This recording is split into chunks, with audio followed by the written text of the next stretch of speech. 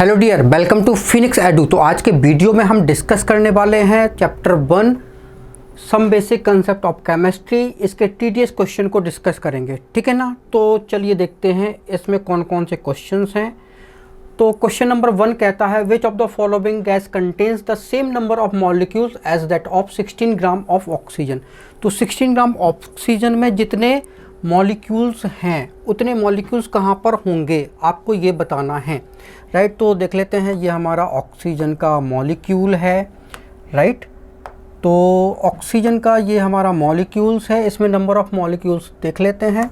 तो n जो है वो क्या होता है, ये wait by molar weight into Na, ठीक है। तो हमको n जो है वो बताना है। 16 ग्राम मोलर वेट ऑक्सीजन का 32 होता है इनटू Na, मतलब आपका 1/2 Na मॉलिक्यूल्स होंगे। क्लियर है, इतने Na मॉलिक्यूल्स जो है वो आपके 16 ग्राम ऑक्सीजन में होंगे, राइट। अब देख लेते हैं इतने मॉलिक्यूल्स कहाँ पर मिलेंगे। तो 16 ग्राम ओजोन में, तो ओजोन में देख लेते हैं। तो ये क्या होगा, n equal to weight by molar weight into Na। तो हमें ये n निकालना है। ये 16 मोलर वेट 48 होता है ओजोन के लिए इनटू Na।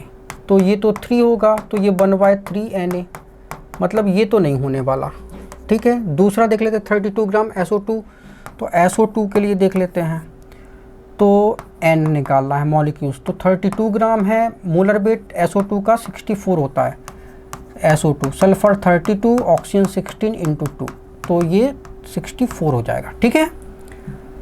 Na, तो ये आपका ये 1/2 Na ये हो गया, मतलब ये करेक्ट है, ठीक है। थर्ड ऑप्शन देख लेते हैं 16 ग्राम ऑफ SO2। तो n हमें निकालना है, तो 16/64 इंटू Na, तो ये 1/4 हो जाएगा, राइट। तो 1/4 Na, तो मतलब ये भी नहीं होगा, राइट। तो आपका ऑप्शन सेकंड जो है वो करेक्ट है, राइट, ये भी इनकरेक्ट है। तो आगे देखो ज़रा, क्वेश्चन नंबर सेकंड जो है हमारा क्या कहता है। तो क्वेश्चन नंबर सेकंड कहता है which of the following will not have a mass of 10 ग्राम, ठीक है। 10 ग्राम किसका मास नहीं है, तो 0.1 मोल ऑफ कैल्शियम कार्बोनेट, ठीक है ना। तो देखो ज़रा, कैल्शियम कार्बोनेट इसका 1 मोल अगर हम लें तो 1 मोल का मास कितना होगा, कैल्शियम का 40, कार्बन के 1 मोल का मास 12, ऑक्सीजन 16 इंटू 3, तो ये आपका 100 ग्राम होगा। तो 0.1 मोल का मास कितना होगा, तो ये आपका 10 ग्राम आ जाएगा। तो ये तो भाई करेक्ट है, ये तो 10 ग्राम करेक्ट है, लेकिन हमसे पूछा कि 10 ग्राम नहीं है, विल नॉट। तो सेकेंड ऑप्शन देख लेते हैं, ठीक है। 1.51 इंटू 10 की पावर 23 कैल्शियम आयन। तो देखो जरा, कैल्शियम का मास होता है 40, ये 2 इलेक्ट्रॉन रिलीज कर देता है, तो ये कैल्शियम +2 बनेगा। तो इसका मास भी 40 होगा, क्यों, क्योंकि प्रोटॉन प्लस न्यूट्रॉन इसका सम जो है वो एटॉमिक मास कहलाता है। तो इसमें तो इलेक्ट्रॉन कम हो गए हैं, प्रोटॉन न्यूट्रॉन तो ज्यों को त्यों हैं, इधर जितने प्रोटॉन न्यूट्रॉन हैं उतने ही इधर पे हैं, राइट। तो हमारे पास 6.02 इंटू 10 की पावर 23 अगर इतने कैल्शियम आयन्स हैं तो इसका मास तो होगा 40 ग्राम, क्योंकि ये 1 मोल के इक्वल होगा, ठीक है ना। तो हमको निकालना है इसमें 1.51 10 की पावर 23 में कितना होगा, तो 40/6.02 इंटू 10 की पावर 23 इंटू 1.51 10 की पावर 23, तो ये आपका 4 टाइम जाएगा, तो ये आपका 10 ग्राम हो जाएगा। तो भाई ये भी 10 ग्राम आ गया, क्या बात है, ये भी 10 ग्राम है, ये भी 10 ग्राम है, ठीक है। थर्ड देख लेते हैं 0.16 मोल ऑफ कार्बोनेट। तो कार्बोनेट देखो ज़रा, तो 1 मोल अगर हमारे पास कार्बोनेट आयन है तो मास कितना होगा, कार्बन का 12, ऑक्सीजन का 16 इंटू 3, तो ये 48 और 12 जो है वो आपका 60 हो जाएगा, 60 ग्राम। तो 0.16 मोल अगर दिया है तो कितना हो जाएगा, तो 60/1 इंटू 0.16, ठीक है। मल्टीप्लाई कर दो, 0 ये 96 हो जाएगा, 2 डिजिट बाद डेसिमल लगाना है, तो ये 9.6 ग्राम आ गया। तो यही नहीं है, तो यही नहीं है, यही हमारा आंसर है, ठीक है। 7.525 इंटू 10⁻22 ब्रोमीन एटम, इसमें देख लो ज़रा, तो 4 नंबर। तो देखो ज़रा 6.02 10⁻23 ब्रोमीन एटम का मास 80 ग्राम होगा, तो 7.525, ठीक है, 10⁻22 है, ठीक है। तो कितना हो जाएगा 80/6.02 10⁻23 इंटू 7.525 10⁻22, राइट। तो ये आपका 8 आता है और ये आपका 10 ग्राम हो जाएगा, राइट। तो ये भी 10 ग्राम हो गया। तो 3 का तो 10 ग्राम आ गया। उसने पूछा विल नॉट हैव अ मास 10 ग्राम, तो थर्ड वाला है, ठीक है। आगे देखते हैं। X liter of nitrogen at STP contain 3 into 10⁻22 molecules. The number of molecules in X/2 liter of ozone at STP will be। तो देखो ज़रा, अगर हमारे पास नाइट्रोजन जो है वो x लीटर है STP पे, और हमारे पास X/2 लीटर है ओजोन STP पे, तो हमको बताने हैं कितने मॉलिक्यूल्स जो होंगे। तो देखो ज़रा, वॉल्यूम डायरेक्टली प्रोपोर्शनल होता है n, ठीक है। अगर आपका टेम्परेचर एंड प्रेशर जो है वो कैसा हो, सेम हो, ये गैस के लिए होता है, ठीक है ना। तो वॉल्यूम नाइट्रोजन की बात करते हैं, x लीटर है, तो इसका मतलब है उसमें x मोल हो जाएंगे, क्लियर है। तो X/2 litre of nitrogen STP पे इतने मॉलिक्यूल्स जो है वो कंटेन किए हुए हैं। तो x मोल और मतलब x लीटर जो है x मोल के इक्वल है, और कितने मॉलिक्यूल्स हैं इसमें, 3 इंटू 10⁻22 मॉलिक्यूल्स हैं। तो वो कहते हैं number of molecules of X/2 litre of ozone.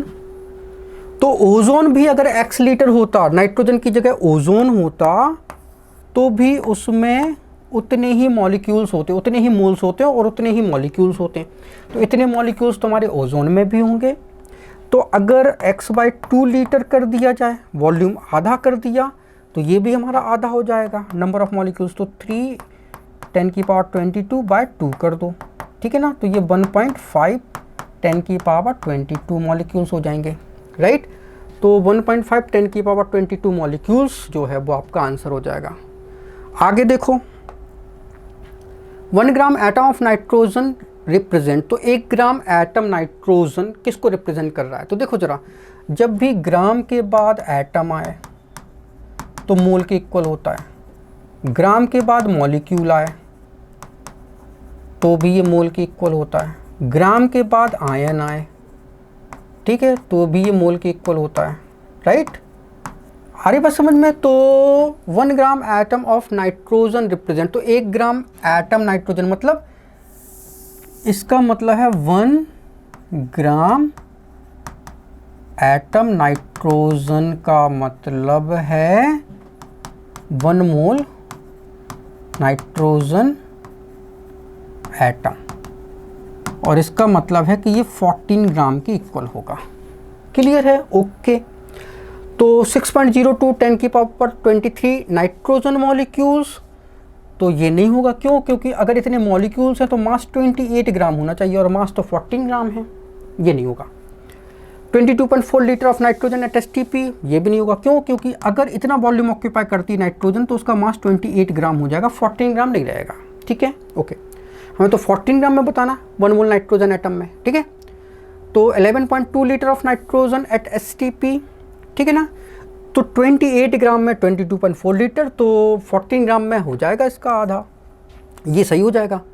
28 gram of nitrogen, तो ये भी नहीं है क्योंकि उसका मास तो 14 ग्राम है, राइट, 28 ग्राम थोड़ी है, ओके। तो हमारा ऑप्शन थर्ड जो है वो करेक्ट है। क्लियर है, ओके। आगे देखो, which is correct for 10 gram of calcium carbonate. 10 gram of calcium carbonate में क्या करेक्ट है। It contain 1 gram atom of carbon, 0.3 gram atom of oxygen, 12 gram of calcium.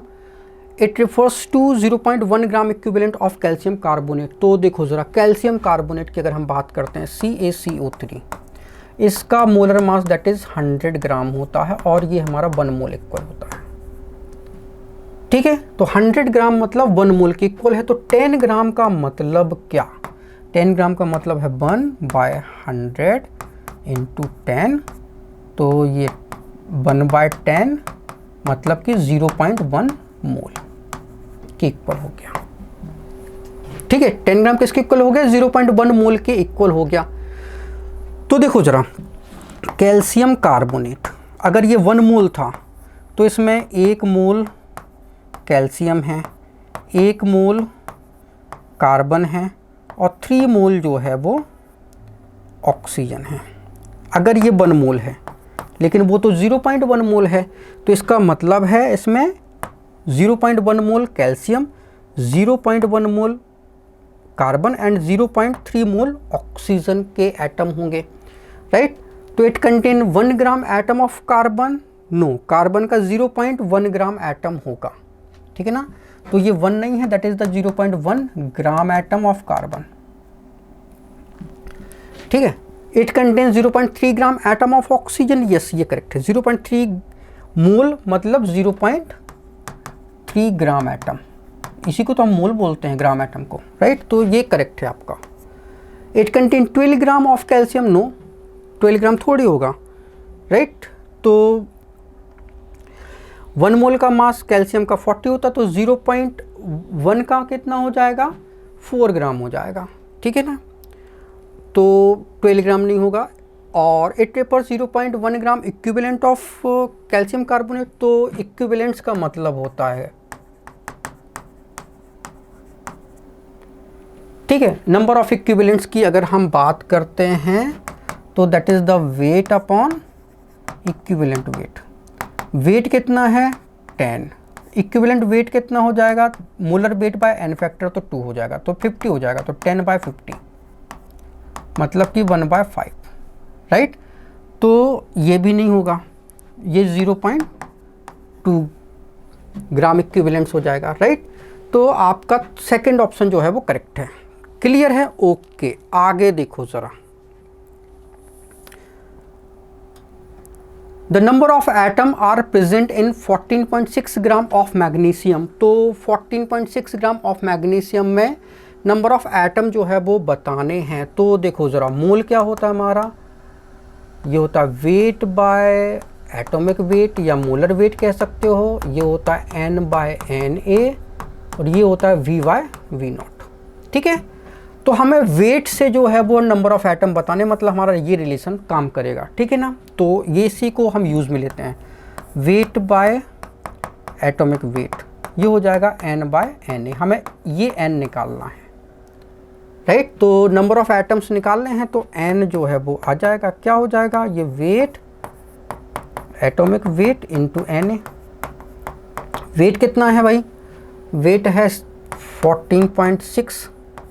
Atomic weight किसके लिए? Magnesium के लिए 24 Na, ठीक है। अब आप जो है वो इसको डिवाइड करोगे, तो ये आपका 0.6 Na जो है वो आ जाएगा। तो 0.6 Na मतलब आपका सेकंड ऑप्शन करेक्ट हो जाएगा। क्लियर है? आगे बढ़ते हैं।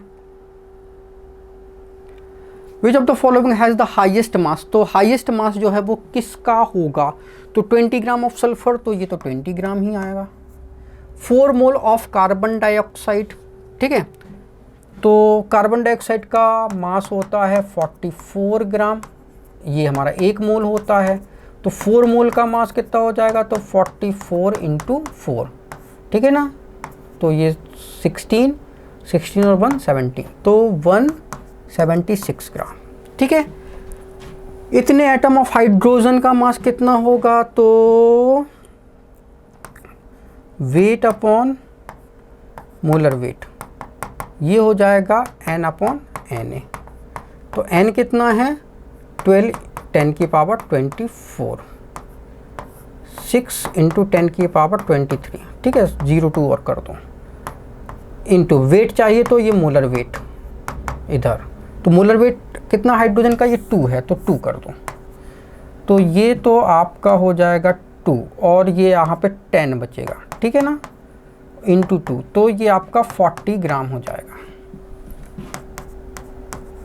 और 11.2 लीटर ऑफ हीलियम, तो 22.4 लीटर का मास होता है हीलियम का 4 ग्राम, तो 11.2 लीटर होगा तो ये 2 ग्राम हो जाएगा, राइट, तो ये 2 ग्राम, तो मास 176 ग्राम ज़्यादा नज़र आ रहा है 4 मोल ऑफ कार्बन डाइऑक्साइड में, ठीक है ना। आगे बढ़ते हैं। Which one contains maximum number of molecules, तो मैक्सिमम नंबर ऑफ मॉलिक्यूल्स जो है वो कहाँ पे होंगे, तो हमें n जो है वो निकालना है, ठीक है ना। तो ग्राम मॉलिक्यूल्स, ग्राम एटम, इतने एटम्स इतने ग्राम, तो ग्राम मॉलिक्यूल्स मतलब ये तो हमारा मोल हो गया, ठीक है ना। तो मैक्सिमम नंबर ऑफ मॉलिक्यूल्स निकालने हैं, राइट। तो 1 मोल अगर हम नाइट्रोजन की बात करें पहला, ठीक है, 1 मोल नाइट्रोजन की बात करें तो इसमें 6.02 इंटू 10⁻23 मॉलिक्यूल्स होते हैं, तो 2.5 ग्राम मॉलिक्यूल्स मतलब मोल ही होता है, ठीक है ना, ग्राम मॉलिक्यूल मतलब मोल, तो इतने मोल की बात करें तो 6.02 10⁻23 इंटू 2.5 मल्टीप्लाई करोगे, ठीक है ना।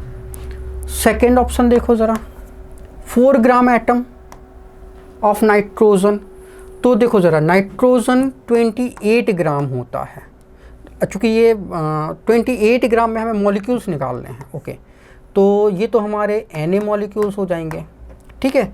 और 14 ग्राम एटम, तो हमें तो ये 28 मॉलिक्यूल्स का मास है, तो 4 ग्राम एटम मतलब आपका मॉलिक्यूल्स में अगर हम कन्वर्ट करें तो ये 2 ग्राम हो जाएगा, ठीक है ना। तो इसमें कितने हो जाएंगे, Na बटे ये 28 इंटू 2, इतने मॉलिक्यूल्स हो जाएंगे, ठीक है ना। और थर्ड वाले में बात करें, ये तो इतने एटम्स हैं, और 82 ग्राम ऑफ डाइनाइट्रोजन, तो 82 ग्राम ऑफ डाइनाइट्रोजन की अगर हम बात करें तो देखो ज़रा, तो ये n हमें निकालना है, तो वेट तो 82 है, ये आपका 28 मोलर वेट हो जाएगा इंटू Na, राइट। तो अब आप इसको डिवाइड करोगे, तो डिवाइड कर लेते हैं, तो देखो ज़रा,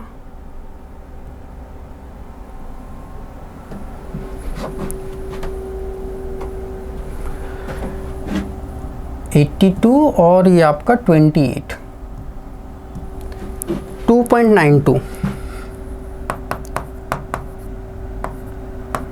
इंटू Na, ठीक है। तो देखो ज़रा, ये 2.5 Na है, ये 2.92 Na है, ठीक है। ये आपका जो है वो 1/14 Na के इक्वल है, राइट। तो आपका जो है वो ये इतने एटम है, मतलब आपका ये 4th ऑप्शन जो है वो करेक्ट हो जाएगा, ठीक है ना। आगे देखो, the weight of 2.01 into 10⁻23 molecules of carbon monoxide, तो इतने मॉलिक्यूल्स का वेट बताना है, तो मोल क्या होता है, वेट बाय मोलर वेट, ये होता है N/N, ये होता है V/V0। तो बस हमें मॉलिक्यूल से हमें क्या बताना, वेट बताना है, तो रिलेशन आपका ये काम करेगा। तो वेट चाहिए, ठीक है, मोलर वेट कितना हो जाएगा कार्बन मोनोऑक्साइड का 28, ठीक है, और 2.01 10⁻23 6.022 10⁻23, तो ये 3 टाइम्स जाएगा, राइट। तो वेट जो हो जाएगा 28/3, राइट, ओके। तो 9 ये आपका 3 ग्राम आ जाएगा, तो आपका ये ऑप्शन 1 करेक्ट हो जाएगा, ठीक है। आगे बढ़ते हैं।